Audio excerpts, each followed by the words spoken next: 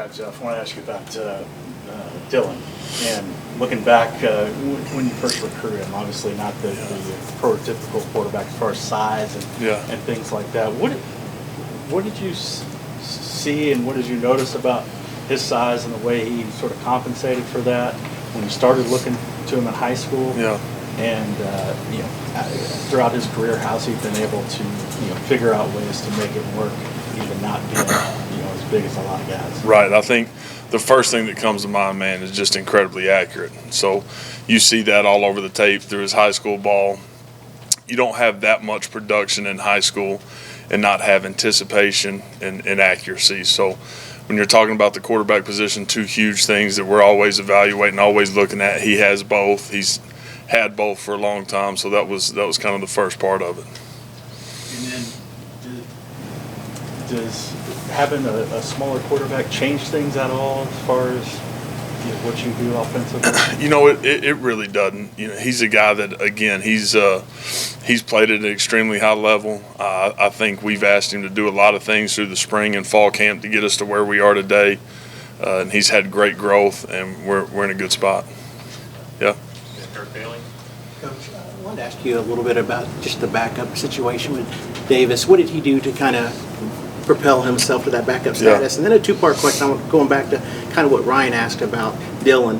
What do you remember about talking to him about his very first game as a freshman starting at UCF? Yeah, so the first part of it, Davis he's created predictable outcomes, and that's what we're looking for. We want to be able to call a play and have a really good idea of what's going to happen before he snaps it. And so he's done that. He's taken care of the football. As a unit, we talk about it all the time, man. That's where it starts and stops. We got to take care of the rock and create good decision making. He's done that, and I think part of that is because he's played ball. He's an older guy. He gets it. He understands it. He's been through it, and that's why it was so important to get him here. And he's done a great job. Really has. And then with Dylan going back to his first start, it was actually the second week of his true freshman year. We go down to FAU, and he gets the nod. And I think the thing that I remember most about that is he was the exact same guy. And that's who he is. I fully expect for him to be the same guy Saturday at 2:15 right before we're kicking off. So it's a credit to him and who he is.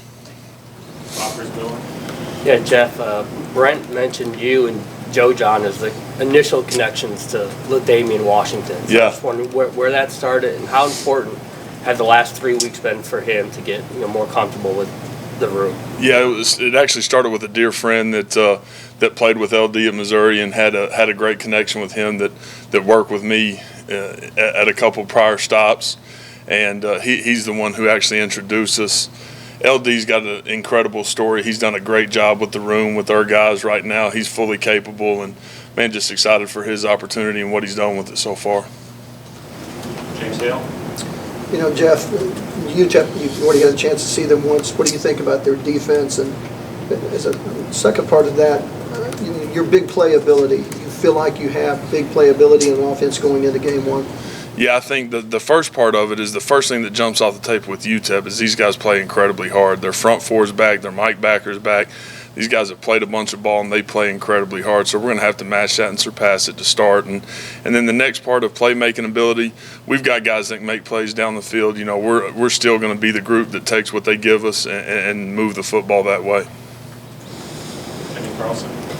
Hey, Jeff, OU's got 3 quarterbacks, alums, that are starting in the NFL, and talking about Dylan's stature, none of those guys are over 6'1", I don't think. Right. Is there something changing in the game of football that's allowed guys that maybe aren't that pro-style quarterback to have success and that, may portend to what we could see out of Dylan this year? Yeah, I think absolutely. You've seen it trend over the past 8 to 10 years, guys that hadn't been the prototypical NFL body but have had a ton of success. And again, to me, it still goes back to accuracy, and guys that are incredibly accurate in the pocket, outside of the pocket, and then their anticipation skills, being able to throw guys open and create windows for themselves, so that they, 1, can see, and then 2, be able to get it out of their hand on time. When you talk about accuracy, if you don't mind me asking, is there anything that Dylan, maybe even growing up, a drill or something he told you that he did to really try to hone that accuracy? He's very, very natural. You know, I think you can see that when he's playing the game. He's naturally spinning the football. It comes out of his hand incredibly fast and quick, and he's a guy that's always been able to put himself into good body positions to be able to get the ball out of his hand, create accurate throws, and he's naturally done that and continued to get better at it. Justin Martinez.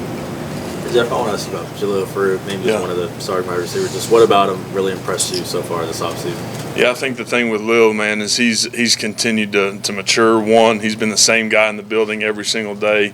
He's got this huge future, and I think he's just now starting to figure it out. And the guy loves to compete. He loves to play football, and to me, he's shown what we're all about as a unit, as a team. He's worked incredibly hard. He's been the same guy. He's been accountable. He's been dependable. He's been tough. And so those things have put him in a position to go do some fun things this fall. Let's go to John River. Jeff, position near and dear to your heart, offensive line. Yeah. How's the communication up there this preseason? How's it been? And was there anything in that process that led to those 5 guys starting Saturday? Yeah, I think the communication piece of it has been really good. There's been great buy-in. They've bought into the tempo piece of it and playing fast and understanding how they've got to communicate and the urgency that we got to do it with to be able to play the way we want to play. And I think the biggest thing with those 5 guys that are going to get the nod on Saturdays, they've created a ton of consistency. You know, again, we know what we're going to get before we get it. And then there's, some guys that are sitting there at backups that'll play as well, so that have done a really good job. But that group, man, has done a great job. We're in a really good place as a unit right now because of them, and it's going to start. It's going to start up front like always. Real quick, 3 of those 5 starters began their careers at another school. Yeah. Does that help a guy pick up Portuguese, as a coach called it here? Yeah, just learning and being able to adapt. Again, I think like you look at it from Davis Bevel's standpoint, right? He's had to live something else to put him in a position to have success here and win the 2 job. It's the exact same thing for those other guys.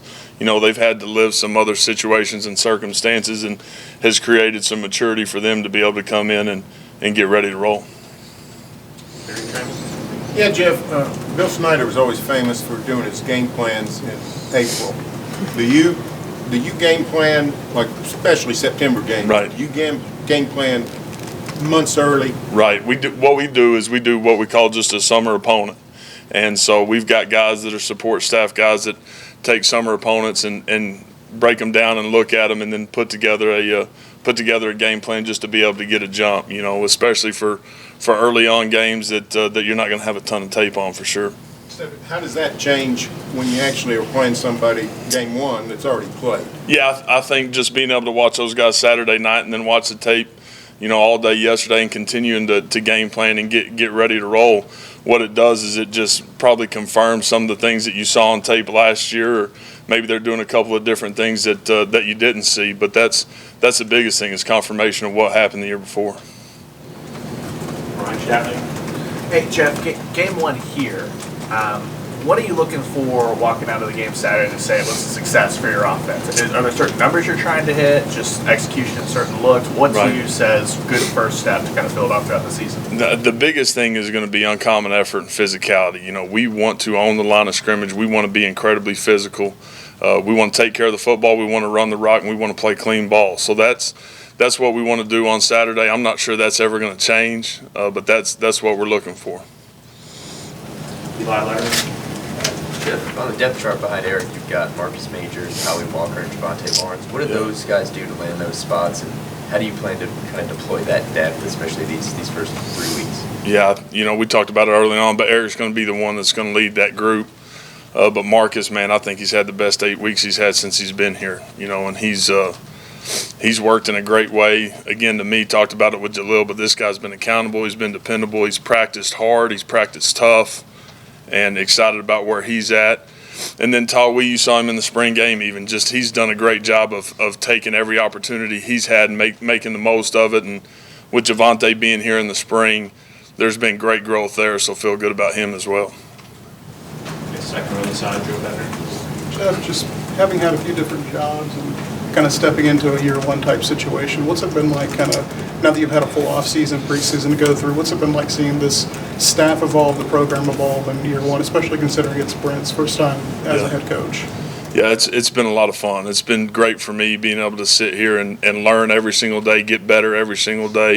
I think the best thing about our staff, man, is iron sharpens iron. Coach talks about that all the time. We've got an incredible staff on both sides of the football, and so being able to sit in there and mind melt and plan and talk ball, just continuing to get better every single day and having great confirmation from each side of the ball that, man, what we're doing is stressing people and making it hard. But it's been, man, it's been a joy. It really has. Middle, Chandler Engelbrecht. Hey, Jeff. Marvin Mims listed at the starter at slot. Do you see him moving around, or is that what a lot you want to do offensively with him in that slot position? Yeah, it'll all kind of depend on the flow of the game and how it all unfolds. But Marv's a guy that, again, is very, very talented, and look forward to where he's at right now, but look forward to where he's going too. So he's done a great job of understanding what we're asking him to do, and has got a chance to go play fast and make some plays for sure. Jesse Grindle. Hey Jeff, you talked a few weeks ago about wanting to be aggressive with the install of the offense during the preseason. Yeah. Just what have you seen to that end in a few days, before the season opener? Where is this offense at? Yeah, I think we're in a really good spot. We were aggressive. Again, we were trying to stress those guys in fall camp mentally and physically. Our guys took to it, and they responded in a great way. They've spent a ton of time in the building on their own, learning exactly the ins and outs and what we're wanting from a day-to-day standpoint. And again, I feel good about where we're at today for sure. Okay, third row, Mason Young. Jeff, just how was the tight ends group impressed in the lead up to the season, and what do you expect more specifically, I guess, about Brayton and about Daniel Parker? Yeah, the very first day of fall camp, stress to those guys, man, and the entire unit, take pride in practicing every single day. And those guys took pride in practicing every single day, and we asked those guys to do so much inside the offense, and they've taken to that, and I could not be more excited about those two guys and what they're going to do on Saturday, whether it's catching the ball or playing in the core, whatever it is. These guys have owned it, man, and just thankful for both those guys and excited about what they're going to do for us. Back to Barry.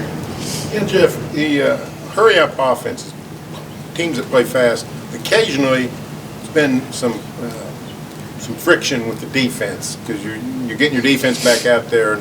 In your career, Baylor, UCF, Ole Miss, everywhere, how have you managed to avoid that, if you have? And what do you do to placate a defense and say, hey guys, we could use a rest over here? Well, there's constant conversation through the flow of a game and understanding when you have to balance that, and finding different ways to tempo and create exactly what you're wanting from a team standpoint. So that's not going to change. There'll be great conversation throughout the game to make sure that we're doing that, and one, taking advantage of playing fast, but also understanding situations when we need to pull back if we need to. Okay, let's go back to Ryan Chapman. Jeff, you mentioned the depth on the offensive line. You got new faces at backup spots and Guyton, Sexton, Taylor. What have you seen out of those guys throughout camp that gives you that confidence? Yeah, Tyler Guyton has been really, really good. He was good in the spring.